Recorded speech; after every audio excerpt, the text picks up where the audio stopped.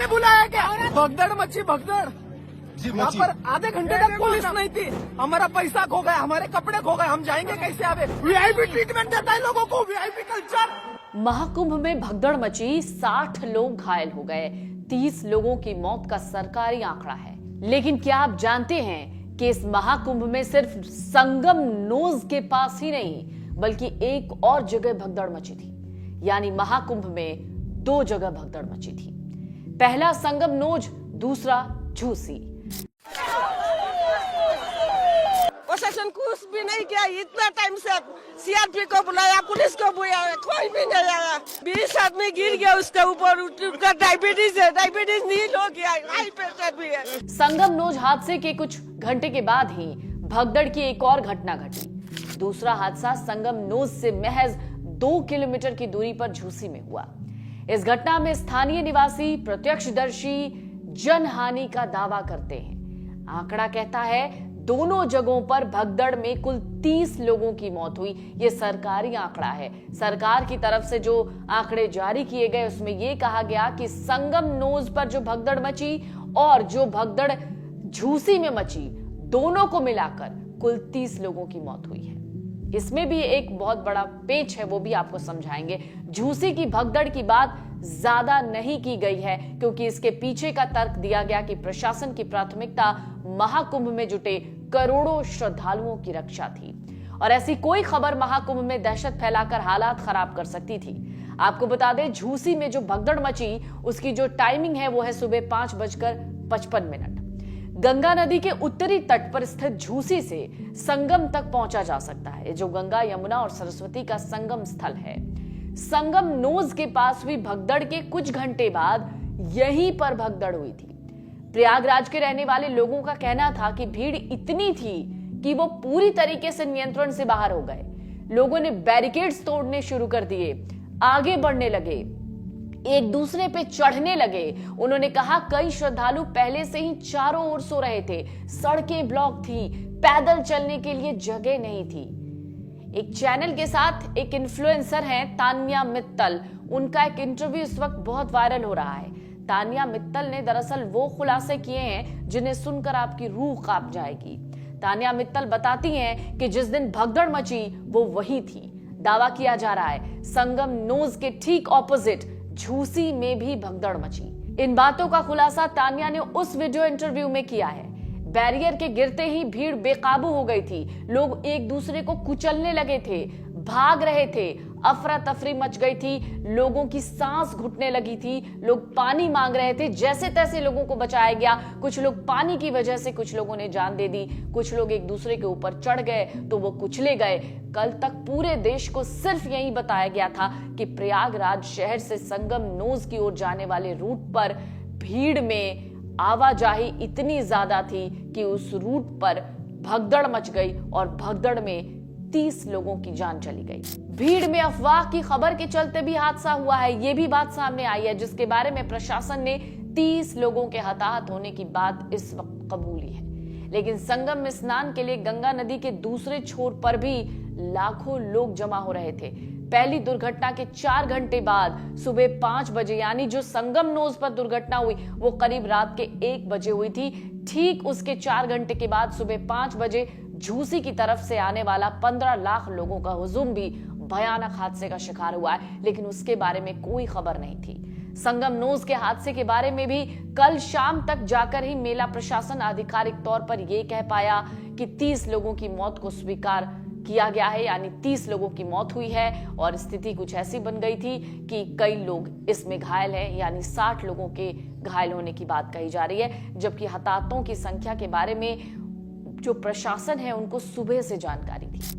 बड़ी संख्या में सफाई कर्मियों द्वारा हजारों की संख्या में श्रद्धालुओं के पांव की चप्पलें, जूते, शॉल बटोरे गए, ट्रैक्टर में लादे जा रहे थे, उसकी भी तस्वीर सामने आई। कुछ देर बाद जब लगा कि सफाई कर्मियों से इतना सारा सामान समेटने में वक्त लग रहा है तो जेसीबी मंगाई गई। प्रयागराज नगर निगम रातों रात सारे मलबे को उठाने लगा और ठिकाना लगाने में जुट गया। प्रत्यक्षदर्शियों के अनुसार यहाँ की स्थिति संगम से ज्यादा खतरनाक थी। एक समाचार चैनल जिसके रिपोर्टर ने भी ये दावा किया है और वहां की तस्वीरें दिखाते हुए उसने इस पूरे घटनाक्रम का वीडियो भी शेयर किया है और कहा है संभवतः उन्हें भी इस बात का एहसास नहीं था कि उन्होंने कितनी भयानक तस्वीर को उजागर करने का काम किया है। जैसे जैसे वीडियो आगे बढ़ता है, प्रत्यक्षदर्शियों के बयान, घटनास्थल पर बिखरे पड़े चप्पल, जूते, कपड़ों का ढेर बहुत कुछ बयां करता है। उस सुबह झूसी में क्या हुआ होगा, क्या मंजर था झूसी का। घटनास्थल पर सफाई में जुटे कर्मचारी से भी बातचीत की कोशिश की गई और कुछ रिपोर्ट्स दावा कर रही हैं कि अभी तक कितना मलबा हटाया जा चुका है। तो इस पर सफाई कर्मी का कहना था कि शाम के 6 बजे से मलबा हटा रहे थे, 7 से 8 ट्रैक्टर लोड किए गए, 7 से 8 ट्रैक्टर जूते, चप्पल, कपड़े का मलबा था। कम से कम 15 से 16 टन यानी 15,000 किलो।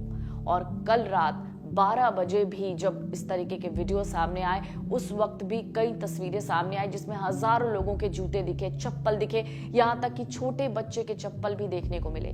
जिस रास्ते से श्रद्धालुओं को संगम में स्नान के लिए जाना था, उसके साथ ही प्रशासन के द्वारा हल्दीराम कियोस्क के लिए एक दुकान भी आवंटित की गई थी। हल्दीराम कियोस्क के भीतर जब एक रिपोर्टर पहुंचता है, वो अंदर का हाल देखता और दिखाता है तो उसको सारी स्थिति समझ में आ जाती है। अंदर खाने पीने का सारा सामान बिखरा था, काउंटर पर कई लोगों के आई कार्ड, आधार कार्ड बिखरे थे। रिपोर्ट्स दावा करती हैं, झूसी के हल्दीराम कियोस्क की नेहा ओझा कहती हैं कि भगदड़ के समय वहां पुलिस की ओर से कोई नजर नहीं आया। बाद में पुलिस पहुंची, लोगों को वीडियो बनाने से रोका। एक और प्रत्यक्षदर्शी हैं जो कहते हैं कि उसने कई लोगों की भीड़ द्वारा कुचलते लोगों को देखा। उसने कहा कि वहां कोई मदद करने वाला नहीं था। हालांकि इस घटना पर प्रशासन बहुत बाद में सक्रिय हुआ। अब महाकुंभ के जो डीआईजी हैं वैभव कृष्ण, वो भी सामने आए। उन्होंने झूसी में किसी तरीके की घटना से इनकार किया था। उन्होंने ये कहा था कि उन्हें इस बात की कोई जानकारी नहीं, भगदड़ सिर्फ संगम नोज पर मची थी। उन्होंने झूसी की घटना से इनकार किया था। हालांकि डीआईजी वैभव कृष्ण भले ही इस घटना से इनकार कर रहे थे, लेकिन चश्मदीदों के बयान ने सवाल खड़े कर दिए। क्या महाकुंभ में 2 जगहों पर भगदड़ मची है? भीड़ इतनी थी कि मौके पर झूसी वाली घटना का प्रशासन को पता ही नहीं चला, या संगम नोज की घटना की वजह से झूसी की घटना पर किसी का ध्यान नहीं गया? इन सब के बीच एक बड़ा सवाल है, महाकुंभ प्रशासन कहीं कुछ छिपा तो नहीं रहा है? आपको बता दें, संगम पहुंचने के लिए झूसी से होकर जाना पड़ता है। संगम नोज के पास हुई भगदड़ के कुछ घंटों बाद ही झूसी पर भी भगदड़ थी। प्रयागराज के रहने वाले एक युवक का कहना है, भीड़ इतनी थी कि वो पूरी तरीके से कंट्रोल से बाहर हो गई। लोगों ने बैरिकेड्स तोड़ने शुरू कर दिए।